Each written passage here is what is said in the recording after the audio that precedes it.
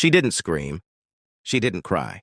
My daughter simply vanished into the crowd. And the strangest part? The police told me to calm down. She's probably fine. That was the night I learned. In this city, a single father screaming for help is invisible. That night was colder than anything the weather forecast had promised. But the cold wasn't in the air, it was inside my chest.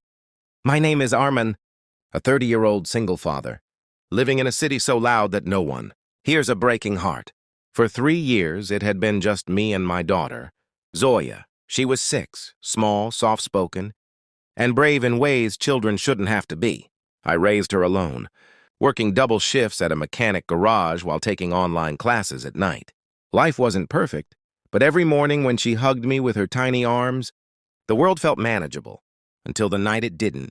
We had gone to the annual Winter Street Festival. Crowds everywhere, music in the air, lights brighter than the moon. Zoya held my hand tightly, tugging me toward the carousel. "Baba, look, horses!" she said, her eyes glowing. I remember smiling, thinking I would do anything to keep that look alive. She let go of my hand only for a moment to grab a pink cotton candy from the stall. One moment, just one, and in that single moment, she disappeared. "She must be around," the stall guy said, barely looking up from his phone. My chest tightened. "Zoya!" I shouted, pushing through the crowd. The lights blurred, the music twisted into noise. Strangers stared, annoyed, confused, uninterested. I ran until my lungs felt like broken glass, searching faces, corners, shadows, nothing. Not even a trace of her tiny footprints on the wet pavement. When the police arrived, their faces told me everything before their words did. "Sir, relax. Kids wander off in crowds." Relax? My daughter had disappeared from my hand. Not wandered. Not drifted, vanished. They took my statement without urgency, asked questions with boredom, and finally gave me a card with a number. "Call this if she doesn't come back by morning." Morning? I felt my knees weaken. The city lights suddenly felt like interrogation lamps, harsh and empty. They left, and I stood alone in the middle of the street, gripping the small pink cotton candy she never ate. But a father's heart never accepts silence.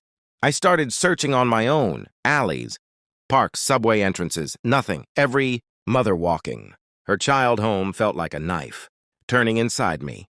At 2 a.m., I ended up sitting on a bench near the closed carousel, staring at the empty horse seats that once made Zoya smile. And that's when she approached me, an older woman wrapped in a gray shawl, carrying a lantern-shaped bag. Her eyes were still, sharp, almost too observant. "You are looking for a child," she said calmly. My head snapped upward. "My daughter, have you seen her?" She didn't answer directly. Instead, she sat beside me and whispered, "This city hides things in plain sight, especially children." My blood froze. "What are you saying?" She leaned closer, her voice low. "There are groups, people, who watch children at festivals, malls, parks. They wait for overwhelmed parents. They take the unnoticed." My heart hammered. "Who are you?" She smiled sadly. "Someone who lost a child just like you." Before I could ask more, she opened her bag and pulled out a small device, a portable CCTV scanner. "I collect footage from public cameras," she said. "If your daughter is still in this city, we can find her." Hope punched through my ribs like a sudden breath. We scrolled through camera after camera, streets, food stalls, parking lots. My fingers trembled each time a child appeared on screen, but none were her. Then, at 3:41 a.m., we saw it. A blurry figure holding a small child wearing a yellow jacket. Zoya's jacket. My heart nearly exploded. The man turned his face upward toward a neon sign, revealing a sharp jawline and a scar above his eyebrow. Not a stranger. Not entirely.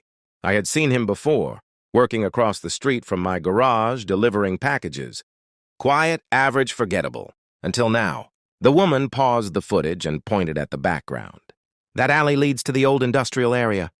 If he took her there..." She didn't finish. She didn't have to. I was already on my feet.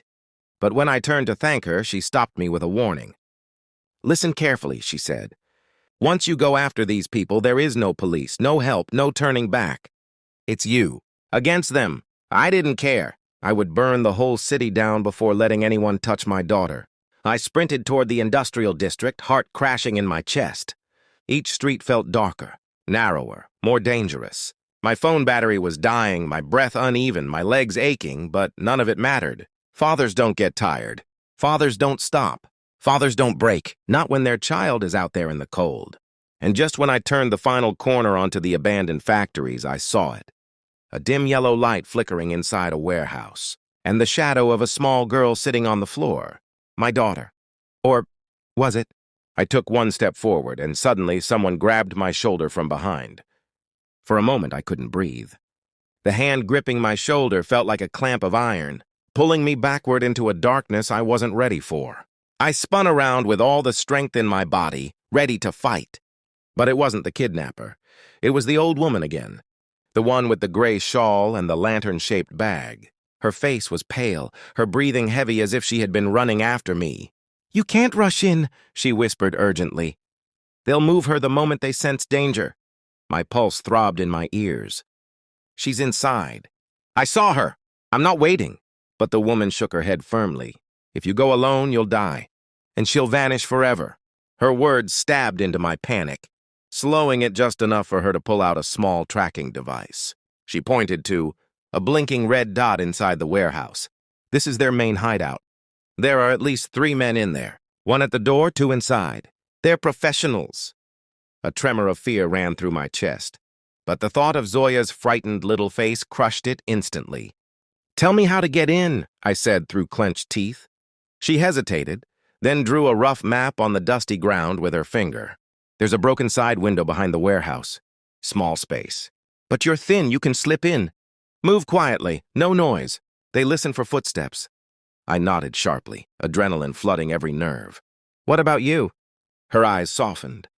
"I'll distract the guard." That sentence alone told me she was risking her life. I circled around the building, crouching low behind rusted machines and piles of metal scraps. The night was cold, every breath a white cloud.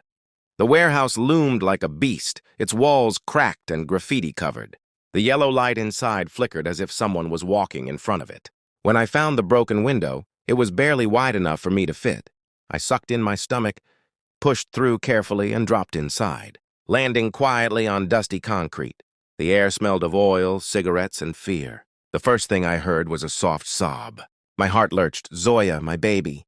I crawled behind old crates, peeking through gaps. She was sitting on the floor, tied with a cloth rope, eyes red and frightened. Standing near her was the scar-faced man, tall, expressionless, swirling keys around his finger like he had all the time in the world.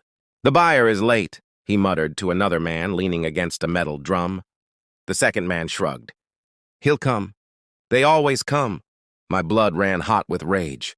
They weren't just kidnappers, they were traffickers. And they were talking about my daughter like she was an item. Before I could move, a loud crash echoed from outside.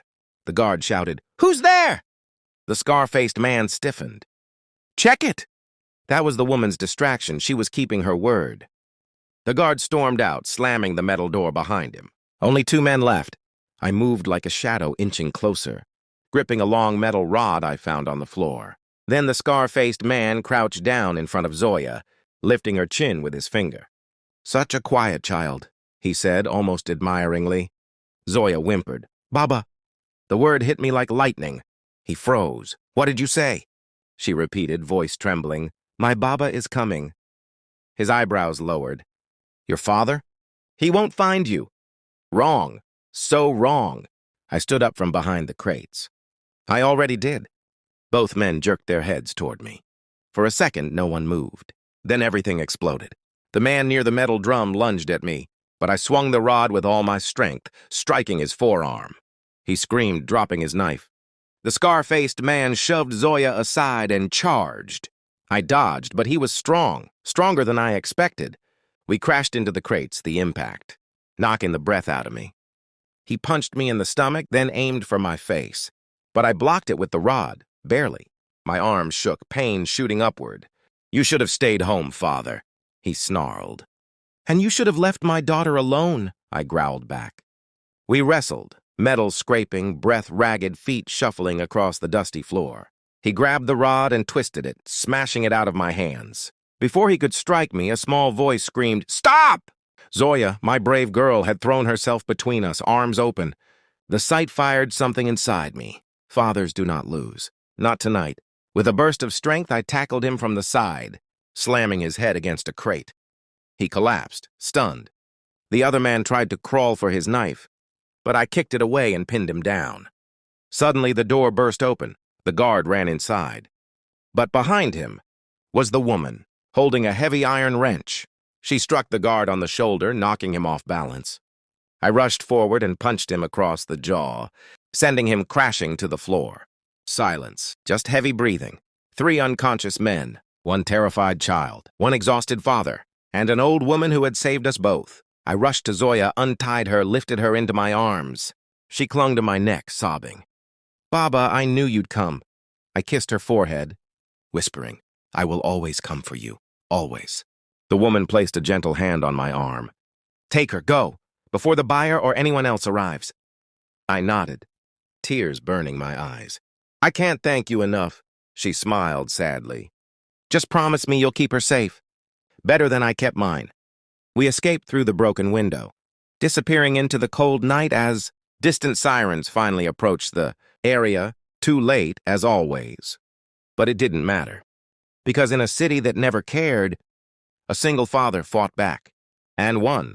And Zoya, she never let go of my hand again. If you enjoyed this story, don't forget to like, subscribe, and leave a comment. Your support means a lot.